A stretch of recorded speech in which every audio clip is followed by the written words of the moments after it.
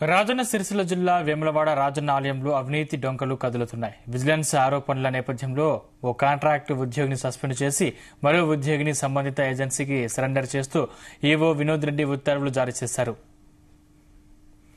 అలాగే junior assistant కు వేతనంతో కోతకు ఆదేశాలు చేశారు. కళ్యాణకట్టలో భక్తుల నుండి డబ్బులు వసూలు చేస్తున్నారన్న ఆరోపణలు రావడంతో విధులు నిర్వహిస్తున్న 2 రికార్డు అసిస్టెంట్లు, ఒక పరిచారికను కూడా బాధ్యతల నుంచి తప్పించారు.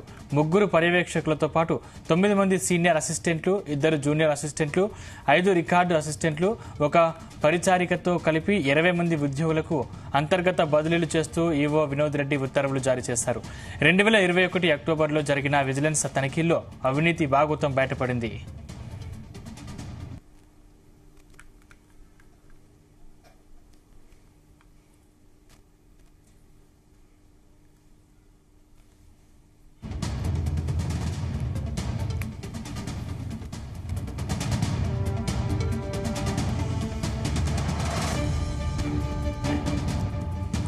ఇదే అంశానికి సంబంధించిన మరింత పూర్తి సమాచారం మా ప్రతినిధి గోపికృష్ణ అందిస్తారు. గోపికృష్ణ. సందీప్, రాజన్న సిరిసిల్ల జిల్లా ప్రముఖ పుణ్యక్షేత్రమైన వేములవాడ రాజన్న ఆలయంలో మాత్రం ఏసీబీ తనిఖీల తర్వాత మాత్రం ఆలయ అధికారులు దిద్దుబాటు చర్యలు ప్రారంభించినట్లు కూడా మనకు తెలుస్తుంది. అయితే ప్రధానంగా ఇటు ఏసీబీ అధికారులు ఇటీవల 2 రోజుల క్రితం కూడా వరుసగా 2 రోజులు కూడా పూర్తి స్థాయిలో ఆలయంలో తనిఖీలు చేపట్టారు. అయితే సరుకుల నిల్వల వ్యత్యాసంతో పాటు ఇటు ఇతర కళ్యాణకట్టలో భక్తుల నుండి కూడా ఇటు అధికారులు డబ్బులు వసూలు చేస్తున్నారని కూడా ఆరోపణలు వినిపించింది. అయితే ఈ నేపథ్యంలోనే ప్రధానంగా సరుకుల నిల్వలో వ్యత్యాసంకు ఆ గోదాంకు సంబంధించిన పర్యవేక్షకుడిగా ఉన్న నర్సయ్య మాత్రం ఆ బాధ్యతల నుంచి కూడా తప్పించినట్టు కూడా మనకు తెలుస్తుంది. అదేవిధంగా కళ్యాణకట్టలోని ఇటు భక్తుల నుండి కూడా డబ్బులు వసూలు చేస్తున్న 2 రికార్డు, దానికి గాను అక్కడే విధులు నిర్వహిస్తున్న 2 రికార్డు అసిస్టెంట్లతో పాటు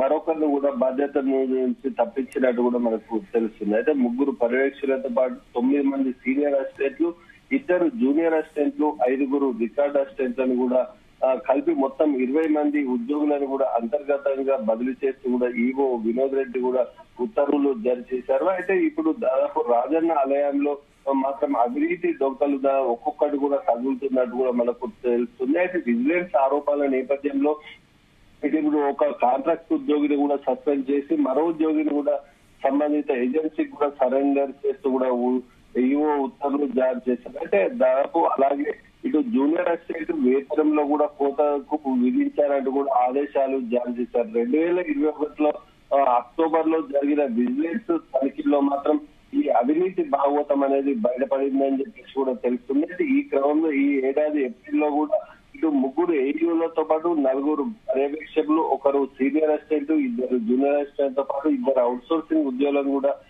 కలిపి మొత్తం 12 మందిపై మాత్రం చర్యలు తీసుకున్నారు. అంటే అప్పుడు గత ప్రభుత్వం కూడా ఇటు విజిలెన్స్ తనిఖీలు చేపట్టినప్పటికీ కూడా అవినీతి అనేది సద్దుమణగకపోవడంతో మాత్రం ఇటు కాంగ్రెస్ ప్రభుత్వం ఏర్పడ్డప్పటి నుంచి కూడా ఇటు ఆలయాలలో మాత్రం పర్యవేక్షిస్తున్న నేపథ్యంలో ఇటు ఏసీబీ అధికారులు కూడా వివిధ దఫాలకు ఆలయాలను తనిఖీలు చేస్తున్న నేపథ్యంలో ఈ చర్యలకు మాత్రం సరిదిద్దే ప్రయత్నం చేస్తున్నట్టు కూడా మనకు తెలుస్తుంది. అయితే ఇప్పటికే గత విజిలెన్స్ తనిఖీల్లో భాగంగా మాత్రం ఇటు లడ్డు ప్రసాదాల విభాగంలో కూడా దాదాపు పర్యవేక్షణ నుంచి 1,88,000, అదేవిధంగా అక్కడే పనిచేస్తున్న జూనియర్ అసిస్టెంట్ 80,000, గోదాంలో సరుకుల వెచ్చానికి సంబంధించిన పర్యవేక్షణ నుంచి కూడా 21,000 చెల్లించాలని కూడా ఈ నెల ఏప్రిల్లో కూడా అప్పటి ఈవో కృష్ణప్రసాద్ ఆదేశించినప్పటికీ కూడా అప్పటి నుంచి కూడా ఈ ఉత్తర్వులు అనేది వెలువడుతున్నప్పటికీ కూడా ఎలాంటి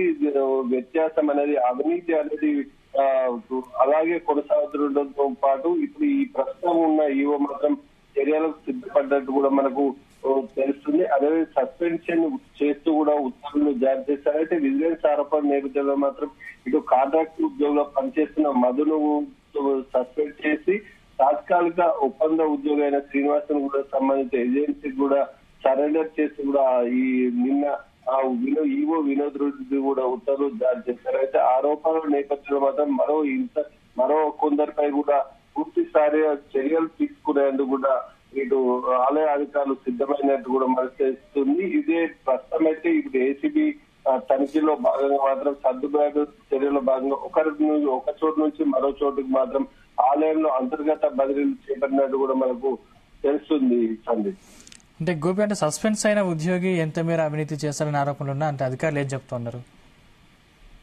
సందీప్ అయితే గతం 2021 అక్టోబర్ నుంచి విజిలెన్స్ తనిఖీల నుంచి కూడా ఈ అవినీతి ఆరోపణలు అనేది కూడా వస్తుంది. అయితే అప్పటి నుంచి కూడా లడ్డు ప్రసాద విభాగంతో పాటు కోనేటికి సంబంధించిన వివిధ దాంట్లో కూడా అవినీతి ఆరోపణలు అనేది వచ్చాయి. అయితే అప్పటి నుంచి కూడా సదరు నగదు స్వామివారి ఖజానాకు చెల్లించగా అయితే కొందరు మాత్రం ఇటు లడ్డు ప్రసాదాలకు సంబంధించిన విభాగం నుంచి కూడా ఇటు గోదాము పర్యవేక్షకులు మాత్రం ఆ ఉత్తర్వులు చెల్లించాలని ఉత్తర్వులు జారీ చేసిన నేపథ్యంలో మాత్రం ఖజానాకు కొంతమేర మాత్రం నగదు రూపంలో చెల్లించినట్టు కూడా మనకు తెలుస్తుంది. అయితే జూనియర్ అసిస్టెంట్ ఎవరైతే ఉన్నారో అతను మాత్రం సంబంధిత 80,000 మాత్రం చెల్లించలేదు అనేది కూడా మనకు సమాచారం అందుతుంది. అయితే ఈ పూర్తి స్థాయిలో మాత్రం అతన్ని కూడా చెల్లించాలని కూడా ఆదేశాలు జారీ చేసిన నేపథ్యంలో ఇటీవల బదిలీలో భాగంగా మాత్రం ఈ జూనియర్ అసిస్టెంట్ ఎవరైతే ఉన్నారో అతను యాదగిరి గుట్టకు బదిలయ్యారు. అయితే అప్పుడే తక్షణమే నగదు గిట్ట సంబంధిత ఆదాయానికి చెల్లించని పక్షంలో మాత్రం యాదగిరి గుట్టలో విధులు నిర్వహిస్తున్న నేపథ్యంలో మాత్రం అతని వేతనం నుంచి కూడా రాజన్న ఆదాయానికి చెల్లించే విధంగా కూడా ఈవో ఉత్తర్వు జారీ చేసినట్టు కూడా మనకు తెలుస్తుంది.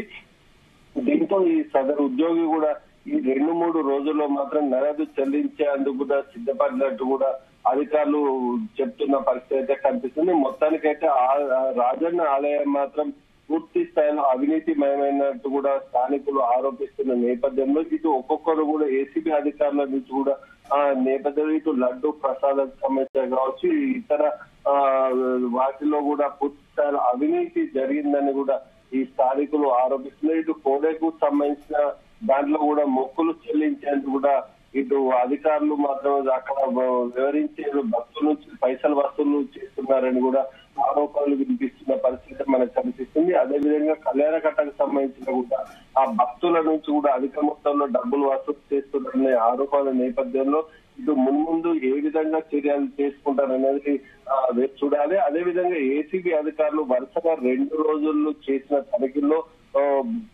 చాలా మటుకు వివరాలు సేకరించినట్టు అవినీతికి సంబంధించిన వివరాలు సేకరించినట్టు కూడా తెలుస్తుంది. దీనిపై మాత్రం పూర్తిస్థాయిలో దాని వేదికగా మాత్రం పోస్టు చేసిన నేపథ్యంలో మాత్రం రాష్ట్ర ప్రభుత్వం ఈ ఏసీబీ అధికారుల నివేదిక ఆధారంగా ఏ విధంగా చర్యలు తీసుకుంటుందన్నది మాత్రం చూడాల్సిన పరిస్థితి. అంటే దాదాపు 20 మందికి బదిలీలు అంతర్గత బదిలీలు చేసినప్పటికీ కూడా ఈ అవినీతి చేసిన అవినీతి ఆరోపణలు ఎదుర్కొంటున్న మాత్రం అధికారులు ఆ సంబంధిత ఆలయంలోనే ఉండడం పట్ల మాత్రం ఇటు స్థానికులు ఆగ్రహం వ్యక్తం చేస్తున్న పరిస్థితి. వీరిపై కఠిన చర్యలు తీసుకోవాలని కూడా ఆరోపణలు వినిపిస్తున్న నేపథ్యంలో రాష్ట్ర ప్రభుత్వం ఏసీబీ అధికారులతో పాటు ఇటు విజిలెన్స్ అధికారులు ఇచ్చిన నివేదిక మేరకు ఏ విధంగా కాంగ్రెస్ ప్రభుత్వం చర్యలు తీసుకుంటుందన్నది మాత్రం వేచి చూడాల్సి ఉంది. ఈ నేపథ్యంలో మాత్రం అంతర్గత బదిలీలో మాత్రం స్థానికులు వ్యతిరేకిస్తూ వారిపై చర్యలు తీసుకోవాలి. అంతర్గత అవినీతి చేస్తున్నారనే ఆరోపణల నేపథ్యంలో కూడా ఇటు అంతర్గత బదిలీలు చేయడం ఏంటని కూడా ప్రశ్నిస్తున్నారు. వీరిపై మాత్రం రాష్ట్ర ప్రభుత్వం చర్యలు తీసుకోవాలని ఇటు భక్తుల నుండి అధిక మొత్తంలో వసూలు చేస్తున్న పైసలకు సంబంధించి కూడా విచారణ చేపట్టి బాధ్యులపై మాత్రం చర్యలు తీసుకోవాలని కూడా డిమాండ్ చేస్తున్న పరిస్థితి మనకు కనిపిస్తుంది.